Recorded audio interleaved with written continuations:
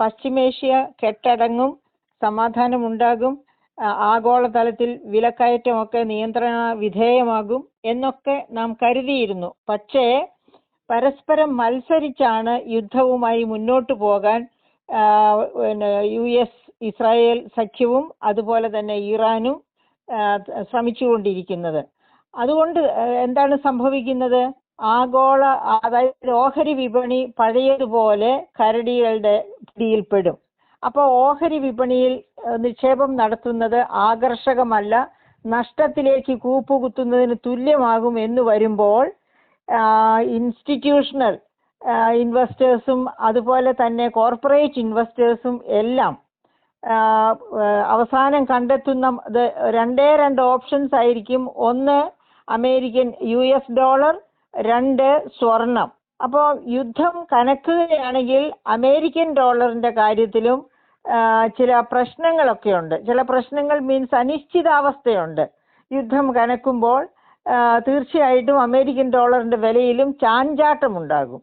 അപ്പൊ ചാഞ്ചാട്ടമില്ലാതെ മുകളിലേക്ക് മാത്രം പോകുന്ന ഒരേ ഒരു ഉൽപ്പന്നം ലഭ്യമായത് സ്വർണമായിരിക്കും.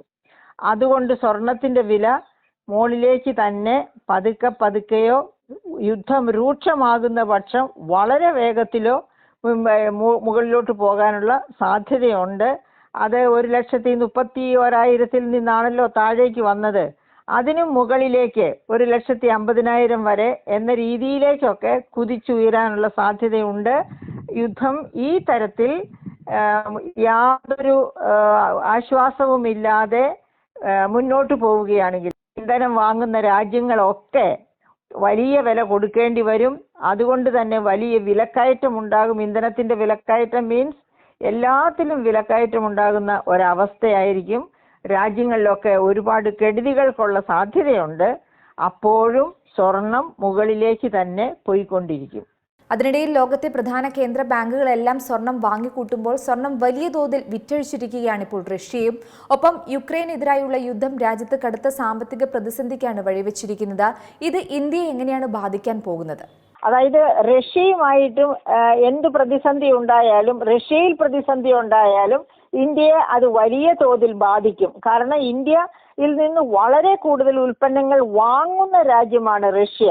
അതായത് നമ്മുടെ രണ്ടാമത്തെ പ്രധാനപ്പെട്ട വാങ്ങൽക്കാരനാണ് റഷ്യ എന്ന രാജ്യം.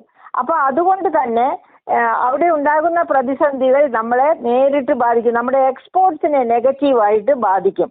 അതുപോലെ തന്നെ വളരെ പ്രധാനമാണ്, നാം ഏകദേശം 40% ഇന്ധനം ഈ ഇസ്രായേൽ-ഇറാൻ യുദ്ധം തുടങ്ങുന്നതിന് തൊട്ട് മുൻപ് വരെ 40% ഇന്ധനം നാം വാങ്ങിയിരുന്നത് റഷ്യയിൽ നിന്നാണ്.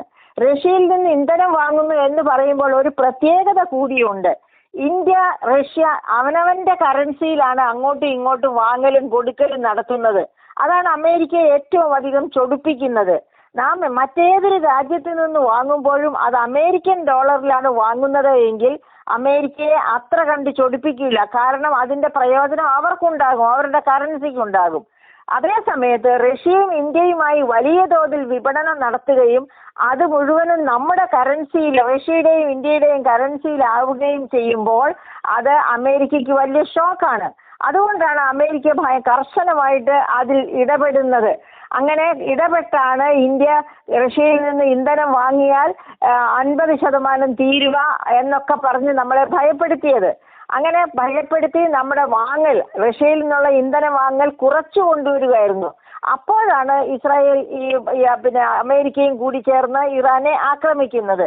അപ്പൊ നമ്മൾ ഇന്ധനം മാത്രമല്ല റഷ്യയിൽ നിന്ന് വാങ്ങുന്നത്, വളരെ പ്രധാനപ്പെട്ട നമ്മുടെ കാർഷിക മേഖലയുടെ നട്ടെല്ലായ കെമിക്കൽ ഫെർട്ടിലൈസേഴ്സ്, അതായത് രാസവളങ്ങളിൽ തന്നെ പൊട്ടാസിക് ഫെർട്ടിലൈസർ, ആ പൊട്ടാസിക് ഫെർട്ടിലൈസർ പൂർണ്ണമായിട്ട് നമ്മൾ റഷ്യയിൽ നിന്ന് ആണ് വാങ്ങുന്നത്.